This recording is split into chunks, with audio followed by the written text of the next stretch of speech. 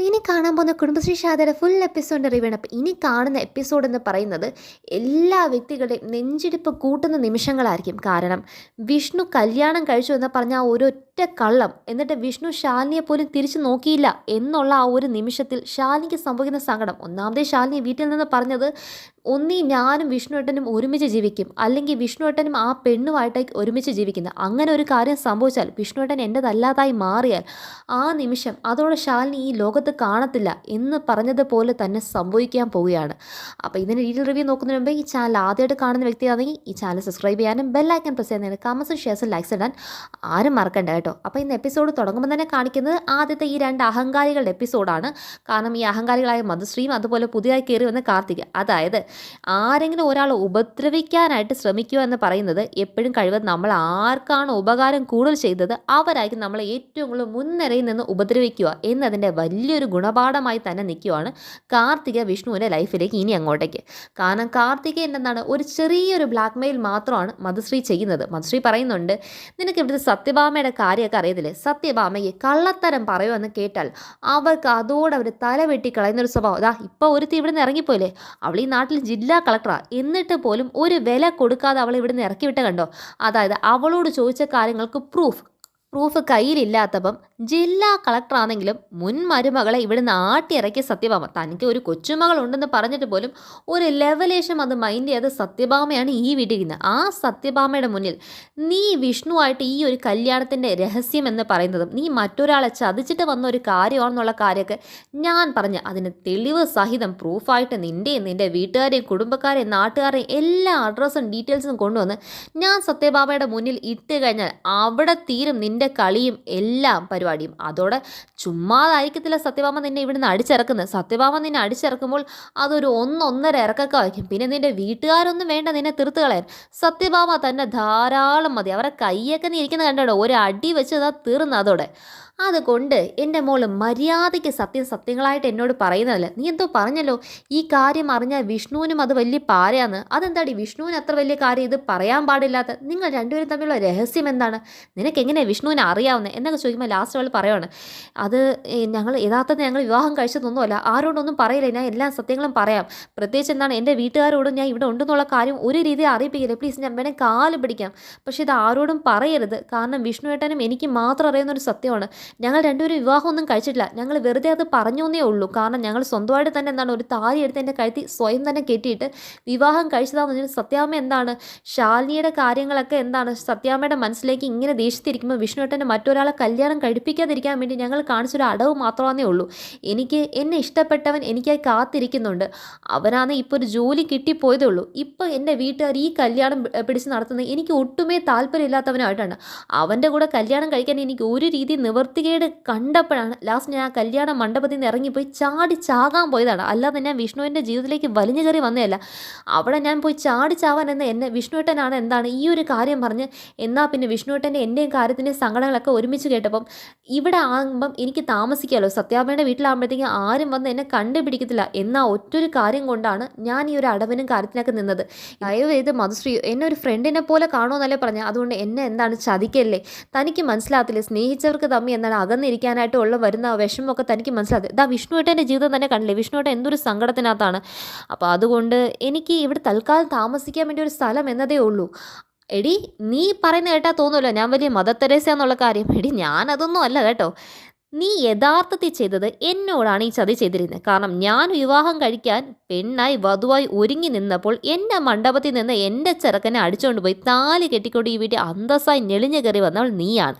അപ്പം നീ എന്നെയും കൂടെയാണ് ദ്രോഹിച്ചിരിക്കുന്നത്. അപ്പം ദ്രോഹത്തിന് പകരം ഞാൻ നിന്നെ രക്ഷിക്കണമെന്നൊക്കെ പറഞ്ഞാൽ എന്നാൽ വേണമെങ്കിൽ ആലോചിക്കാം. നീ ഇത്രയൊക്കെ പറഞ്ഞില്ലേ. പിന്നെ ഫ്രണ്ട്ഷിപ്പിൻ്റെ കാര്യത്തിൽ മധുശ്രീ എപ്പോഴും കട്ടയാണ്. കാരണം ഒരു ഫ്രണ്ട് ആയിക്കഴിഞ്ഞാൽ പിന്നെ മധുശ്രീ ചങ്ക് പറിച്ചും കൂടെ നിൽക്കും. അങ്ങനെ നോക്കുമ്പോൾ ഞാൻ നിന്നെ ഒരു കാര്യത്തിൽ സഹായിക്കണമെങ്കിൽ നീ മറിച്ച് എനിക്കൊരു സഹായം ചെയ്യണ്ടേ. എന്ത് സഹായം വേണമെങ്കിലും ചെയ്യാമെന്ന് പറഞ്ഞില്ലേ, എന്ത് വേണം ചെയ്തു തരാം. അതാണ് വഴി. അപ്പോൾ ഒരു കാര്യം ചെയ്യും, ഞാൻ പറയുന്ന പോലെ കേട്ട് ഇനി വിഷ്ണുവും ശാലിനിയും ഒരു കാലത്തും ഒന്നിച്ച് ചേരാൻ പാടില്ല എന്നതിന് എൻ്റെ ഒരു അജണ്ടയ്ക്ക് കൂട്ടു നിൽക്കാൻ നീ എൻ്റെ കൂടെ നിൽക്കുമോ? അത് എന്തിനാണ് നമ്മൾ അങ്ങനെ ചെയ്യുന്നത്? കാരണം വിഷ്ണുവിന് ശാലിനി അത്രമാത്രം ഇഷ്ടമല്ലേ. പിന്നെ നമ്മൾ അതിൻ്റെ ഇടയ്ക്കകത്ത് കയറി പോകുന്ന എന്തിനാണ്? സ്നേഹിച്ചവർ തമ്മിൽ നമ്മൾ എന്തിനാകത്തുന്നത്? എനിക്കതൊന്നും പറ്റത്തില്ല. നിനക്ക് പറ്റത്തില്ലെങ്കിൽ വേണ്ട, എന്നെ ഇപ്പോൾ സത്യഭാമ എടുത്ത് പോയിട്ട് അതെങ്കിൽ ഞാൻ എൻ്റെ കയ്യിലുള്ള പ്രൂഫൊക്കെ അങ്ങ് സത്യഭാമയുടെ മുന്നിൽ കൊണ്ടങ്ങ് നിരത്തി കൊടുക്കാം. പക്ഷെ നിൻ്റെ കയ്യിലാണെങ്കിലോ പ്രൂഫൊന്നും ഇല്ലല്ലോടി. അതോടെ തീരുമല്ലോ. നിന്നെയും വിഷ്ണുവിനെ ഒരുമിച്ചായിരിക്കും സത്യഭാമ ഈ വീട്ടിൽ നിന്ന് അടിച്ചിറക്കുന്നത്. എന്താ രസമായിക്കല്ലേ. അയ്യോ അങ്ങനൊന്നും ചെയ്യല്ലേ പ്ലീസ്, ഞാൻ കാലൊടിക്കാം. ശരി, ഞാൻ എന്ത് വേണേലും ചെയ്യാം, ഞാൻ കൂട്ട് നിൽക്കാം. എന്നാൽ ഡീലല്ലേ. അപ്പം കൈയോട് ഡീല് തന്നാൽ കൈ തരണമെന്നുള്ള കാര്യം പോലും അറിയത്തില്ലേ കാർത്തിക്. എന്തൊരു മണ്ടിയെ കാർത്തിക. ഇങ്ങനെയൊക്കെ വേണ്ടേ, നമ്മൾ സുഹൃത്തുക്കളല്ലേ. അപ്പോഴത്തേക്ക് ലാസ്റ്റ് കാർത്തിക് മധുശ്രീക്ക് കൈ കൊടുക്കുക. ഇനി നീ ഞാൻ പറയുന്നത് കേട്ട് നീങ്ങണം. പിന്നെ പ്രത്യേകിച്ചൊരു കാര്യം, നീ ഞാൻ പറയുന്ന ഇൻസ്ട്രക്ഷൻ കേൾക്കുന്നുള്ള കാര്യമോ ഞാൻ ഫോണിൽ കൂടെ നിൻ്റെ അടുത്ത് ബാക്കിയുള്ള കാര്യത്തിന് ഇൻസ്ട്രക്ഷൻ പറയുന്നതോ നമ്മൾ തമ്മിൽ ഇങ്ങനെ കണ്ടതോ സംസാരിച്ചതോ ശാലിനി വിഷ്ണു തമ്മിൽ അകറ്റണം എന്നുള്ള കാര്യം ഞാൻ നിന്നോട് പറഞ്ഞതിനെക്കുറിച്ചോ നീ ഞാൻ സുഹൃത്താന്നുള്ള കാര്യത്തിന് ഒന്നും കുറിച്ചും നീയും ഞാനും മാത്രമല്ലാതെ മറ്റൊരാളും അറിയാൻ പാടില്ല. എന്തിന്? വിഷ്ണുവേട്ടൻ പോലും അറിയാൻ പാടില്ല. അതെന്താ വിഷ്ണുവേട്ടൻ അറിഞ്ഞ? വിഷ്ണു അറിയാൻ പാടില്ല എന്ന് പറഞ്ഞാൽ അറിയാൻ പാടില്ല. ഇങ്ങോട്ട് കൂടുതൽ ചോദ്യമൊന്നും ചോദിക്കാതിരിക്കുന്നതായിരിക്കും നിനക്ക് നല്ലത്. എന്നാൽ ശരി, തൽക്കാലം നമുക്ക് പിരിയാം. ഇനി ബാക്കിയൊക്കെ നിന്റെ ഫോൺ നമ്പർ എൻ്റെ കയ്യിലുണ്ടല്ലോ. സമയം പോലെ ഞാൻ വിളിച്ച് നിന്നെ അറിയിപ്പിച്ചോളാം. പിന്നെ അവിടെ എന്തൊക്കെ സംഭവിക്കുന്നുള്ള കാര്യം നീ എന്നെയും തിരിച്ചറിയിക്കണം. കാരണം നീ വിഷ്ണുവേട്ടനും യഥാർത്ഥത്തിൽ വിവാഹം കഴിച്ചിരുന്നെങ്കിൽ ഞാൻ പിന്നെ ഈ കാര്യം വേണ്ടെന്ന് ഇട്ടേനെ. പക്ഷേ ഇപ്പോഴും ശാലിനിക്കുള്ള വാതിൽ തുറന്നു കിടക്കുവാണ്. ആ വാതിൽ അടയ്ക്കുന്നത് നിനക്കും നല്ലതാണ്. ശാലിനി നടുക്ക് വെച്ച് കയറി വന്നാൽ നീ ഒന്ന് ആലോചിച്ച് നോക്ക്. നിന്റെ കാമുകൻ വരാനുള്ള സമയം ആകത്തില്ലേ? ആ സമയത്തിന് മുന്നേ എങ്ങാണ് ശാലിനി വന്നാൽ സത്യഭാമയും വിഷ്ണു ഉൾപ്പെടെ നിന്നെ അവിടുന്ന് അടിച്ച് പുറത്താക്കത്തില്ലേ? പിന്നെ നിന്നെ വല്ല ലേഡീസ് ഹോസ്റ്റലാക്കി നിന്റെ വീട്ടുകാർക്ക് നിന്നെ പൊക്കിക്കൊണ്ട് പോകാനാന്ന് പാട്. അങ്ങനെ ഉള്ളപ്പോഴും നിനക്കൊരു സഹായം വേണമെങ്കിൽ ഏക വ്യക്തിയായിട്ട് എന്നെ ആശ്രയിക്കാവുന്നതാണ്. അതുകൊണ്ട് മര്യാദയ്ക്ക് ഞാൻ പറയുന്ന കേട്ട് എല്ലാ സത്യങ്ങളും എന്നോട് വിളിച്ച് പറയാൻ എൻ്റെ ഒരാളായി നീ ഇവിടെ തന്നെ കാണണം. അപ്പോഴത്തേക്ക് ലാസ്റ്റ് രണ്ടുപേരും ഡീൽ കൊടുത്ത് പിരിയുന്നതാണ് കാണിക്കുന്നത്. പിന്നെ രാത്രി ആയപ്പോഴത്തേക്കും ശാലിനി ഒന്നാമതേ വീട്ടിൽ വിഷമിച്ച് സങ്കടത്തിനകത്തല്ലേ ഇരിക്കുന്നത്. അപ്പോൾ ശാലിനിക്ക് ഓരോ കാര്യങ്ങളും സത്യഭാമയുടെ വാക്കുകൾ ആലോചിച്ച് വിഷ്ണു തന്നെ ഒരു രീതിയിൽ മൈൻഡ് ചെയ്തല്ലോ. ഇതൊക്കെ ആലോചിച്ച് ഭയങ്കര സങ്കടത്തിരിക്കും. ശാലിനി വീട്ടിൽ നിന്ന് ഇറങ്ങുന്നതിന് മുമ്പ് പറഞ്ഞൊരു കാര്യമുണ്ട്. അതായത് ഞാൻ അങ്ങനെ ഒരു കാര്യം സംഭവിച്ചാൽ വിഷ്ണുവേട്ടൻ മറ്റ് പെണ്ണിൻ്റെ കൂടെയാണ് ജീവിക്കുന്നത് എന്നുണ്ടെങ്കിൽ പിന്നെ ശാലിനി അമ്മയെ ഈ ലോകത്ത് തന്നെ ജീവനോട് കാണത്തില്ല എന്ന് ശാരദാമ്മയോട് ശാലിനി വാക്ക് പറഞ്ഞിട്ടാണ് ശാലിനി അവിടെ നിന്ന് ഇറങ്ങിയിട്ടാണ് വിഷ്ണുവിനെ കാണാൻ വന്നത്. അപ്പം ആ ശാലിനി കണ്ട കാഴ്ചയോ, ശാലിനി ബോധം കെട്ട് വീണിട്ട് പോലും തന്നെ എല്ലാവരും താങ്ങി പിടിക്കാൻ നിന്നിട്ട് പോലും വയ്യാത്ത അച്ഛൻ പോലും നിന്നിട്ട് പോലും വിഷ്ണു ഇരുന്ന സ്ഥലത്തുനിന്ന് ഒരു ലേശം അനങ്ങിയിട്ട് പോലുമല്ല ശാലിനി നോക്കാൻ. അതിനകത്ത് ശാലിനിക്ക് അത്രമാത്രം സങ്കടമാണ് വരുന്നത്. അപ്പം ഈ സങ്കടത്തിനകത്ത് ശാലിനി ചുമ്മാ നടക്കാൻ വേണ്ടിയിട്ട് ഇങ്ങനെ ചിന്തിച്ചുകൊണ്ട് ആലോചിച്ചുകൊണ്ട് പാതിരാത്രി ഇറങ്ങി നടക്കുവാണ്. ഈ നടക്കാൻ പോയ ശാലിനിയെ തേടി വരുവാണ് നമ്മുടെ ശാരദാമ്മ. ഇവളിത് എവിടെ പോയി? ഇവിടെ മുറ്റത്ത് നിൽക്കുന്ന കണ്ടതാണല്ലോ, അപ്പോഴത്തേക്ക് ഇവളെ കാണുന്നില്ലല്ലോ എന്ന് പറഞ്ഞിട്ട് ശാരദാമ്മ റൂമുകളിനകത്ത് എല്ലാം പോയി നോക്കിയിട്ടും ശാലിനിയെ കാണുന്നില്ല. അങ്ങനെ നോക്കുമ്പോൾ ശാരദാമ്മ നോക്കുമ്പോഴത്തേക്ക് റോഡിലേക്ക് ഇറങ്ങി കഴിഞ്ഞ് ശാലിനി റോഡിൽ ചുറ്റ് പരിസരം പോലും നോക്കാതെ നടു റോഡിൽ കൂടെ ശാലിനി ഇങ്ങനെ നടക്കുവാണ്. അങ്ങനെ ശാലിനി നടന്ന് ആലോചിക്കുമ്പം ശാലിനിയുടെ മനസ്സിൽ വിഷ്ണുവേട്ടൻ തന്നെ എത്രമാത്രം സ്നേഹിച്ചിരുന്നു ആ ഒരു സ്നേഹം ഓർമ്മ വരുന്നുണ്ട്. തനിക്ക് എന്തെങ്കിലും ഒന്നാണെങ്കിൽ വിഷ്ണുവേട്ടൻ്റെ മനസ്സിൽ എന്തുമാത്രം സങ്കടം ഉണ്ടായിരുന്നു.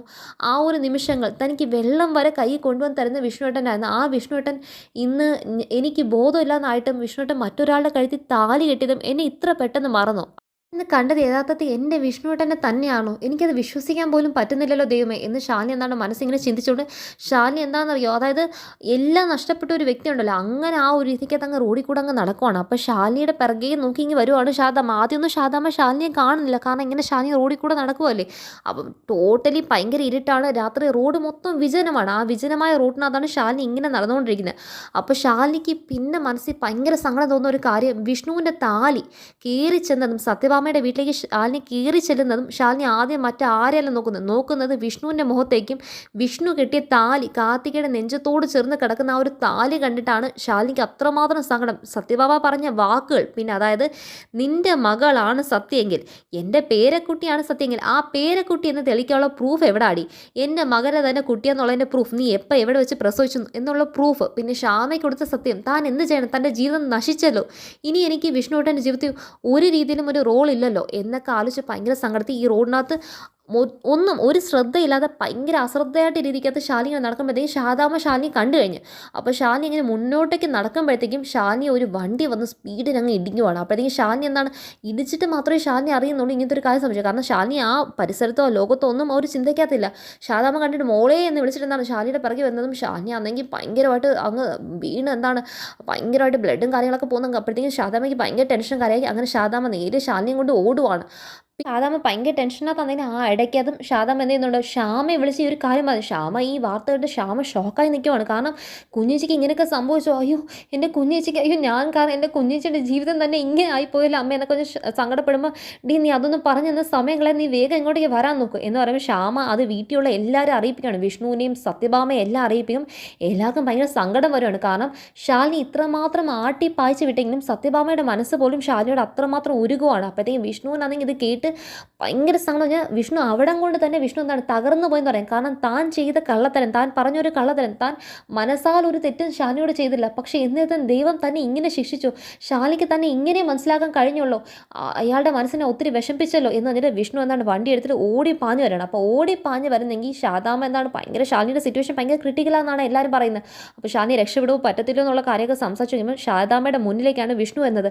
ഉടനെ സത്യഭാമയുണ്ട്, എന്തിനാ ഇപ്പം വന്നത്, നിങ്ങളൊക്കെ എന്തിനാ വന്നത്, ഞാൻ എൻ്റെ മോളെ ശ്യാമയോട് മാത്രം പറഞ്ഞു, നിങ്ങളോടൊക്കെ വരാൻ ആര് പറഞ്ഞു, എൻ്റെ മോളെ ഇനിയും കൊന്നു തിന്നാൻ വല്ല മാർഗം ഉണ്ടോ നോക്കാൻ വേണ്ടി വന്നതായിരിക്കും അല്ലേ, ഇത്രയൊക്കെ ചെയ്തിട്ട് നിങ്ങൾക്ക് മതിയായില്ല അല്ലേ സത്യഭാമ എന്ന് പറഞ്ഞ് സത്യഭാമയുടെ മുന്നിൽ കൈ ചൂണ്ടി സംസാരിക്കുവാണ് നമ്മുടെ ശാരദാമ്മ. കാരണം നിങ്ങൾക്ക് വേണ്ടി എൻ്റെ മകൾ എന്തൊക്കെ ചെയ്തു, നിങ്ങൾ അവസാനം വരെ അവളുടെ ജീവിതം തന്നെ നിങ്ങൾക്ക് വേണ്ടി അവൾ ഒഴിഞ്ഞു വെച്ചിരിക്കുമെന്ന്, എന്നിട്ട് നിങ്ങൾ അവളെ ഒരു അംശമെങ്കിലും മനസ്സിലാക്കിയോ, നിങ്ങൾ എന്തൊരു വ്യക്തിയാണ്, നിങ്ങളുടെ മകനെ സ്നേഹിച്ചെന്ന ഒരു തെറ്റ് മാത്രമേ എൻ്റെ മകൾ ചെയ്തിട്ടുള്ളൂ, അതിന് വേണ്ടിയിട്ട് അവളുടെ ജീവിതം കൊണ്ടും പ്രാണം കൊണ്ടാ ഇപ്പം അവസാനം അവളെ ഈ ഗതിയിലാക്കി.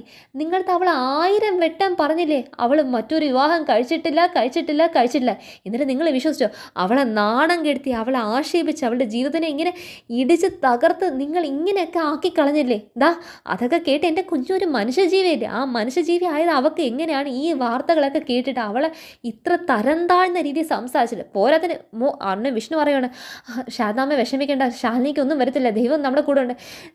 ഇപ്പോഴാണോ നിനക്ക് ഇതൊക്കെ തോന്നുന്നത്, ദൈവം കൂടെ ഉണ്ടെന്ന് പോലും.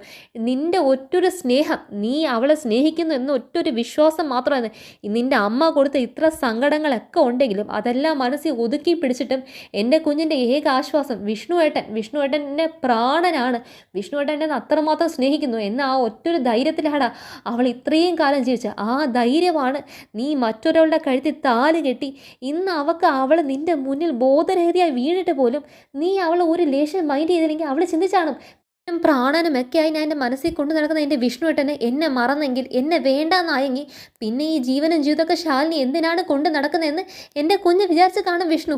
ഇനി അതിനകത്ത് നമുക്ക് എന്ത് തെറ്റ് പറയാം, എൻ്റെ കുഞ്ഞിന് എന്തെങ്കിലും സംഭവിച്ചാലുണ്ടല്ലോ സത്യഭാമ, നിങ്ങൾ അന്നേരം അറിയും ഒരു അമ്മ എന്ന രീതിയിൽ ശാരദയ്ക്ക് ഇന്ന് വരെ ശാരദ ഒരു മനുഷ്യനോട് തെറ്റായ ഒരു കടുത്തൊരു വാക്ക് സംസാരിച്ചില്ല. ഇന്ന് പക്ഷേ ശാരദ നിലവിട്ട് നിൽക്കുമോ, ശാരദ ചിലപ്പോൾ പലതും സംസാരിച്ചു പോയി.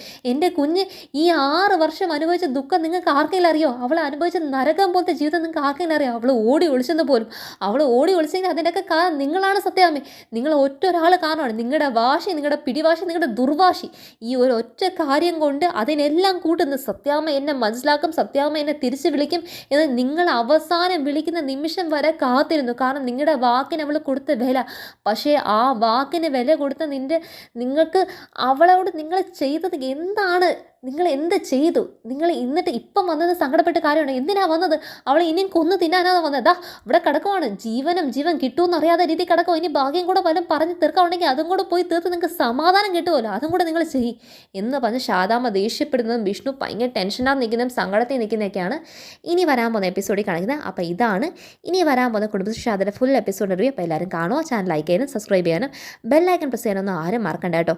ബൈ.